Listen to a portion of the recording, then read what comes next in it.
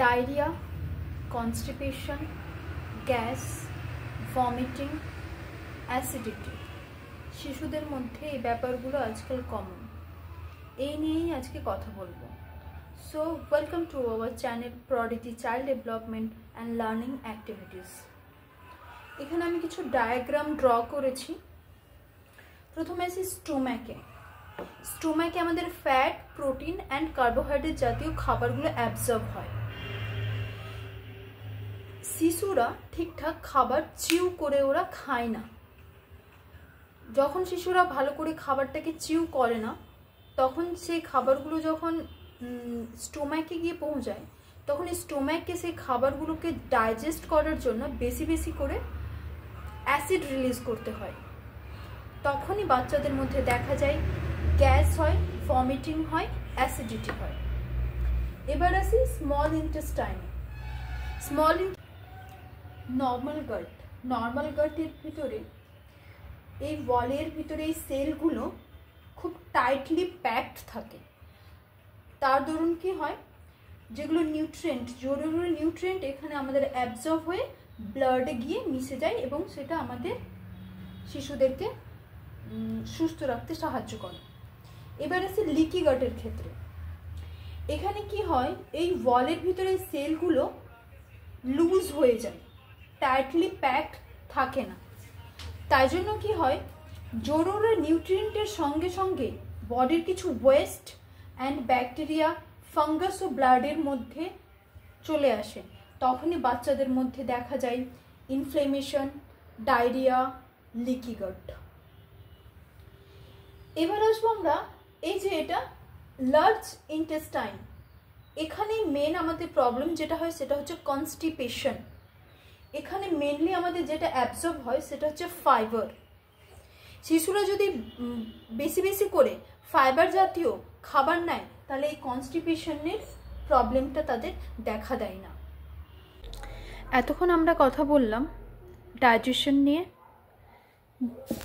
দেখতে পেলাম এতক্ষণ যদি শিশুরা প্রপার ডায়েট নেয় তবে তাদের ডাইজেশনটা প্রপার হবে এবং জরুরি নিউট্রিয়েন্টগুলো তাদের ব্লাড স্ট্রিমে গিয়ে পৌঁছাবে এবং তারা হ্যাপি থাকবে, তারা হেলদি থাকবে।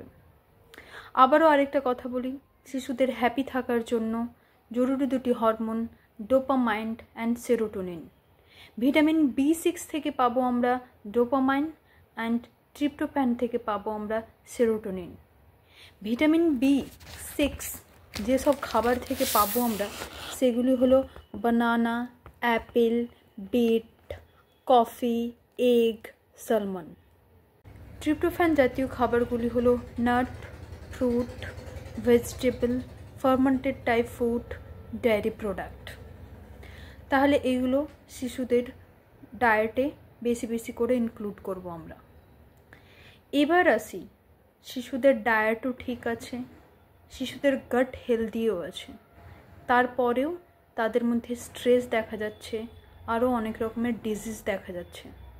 তখন আমাদেরকে অ্যাসেস করতে হবে কিছু প্রিমিটিভ রিফ্লেক্স বাচ্চাদের মধ্যে থেকে যায়নি তো। Because of primitive reflex retained যদি থাকে তবে বাচ্চাদের ব্রেন স্টেমকে ক্ষতি করে। এখানে আরেকটা কথা আগে বলি, গাট অ্যান্ড ব্রেন এটা একটা নার্ভ সিস্টেম দ্বারা যুক্ত থাকে।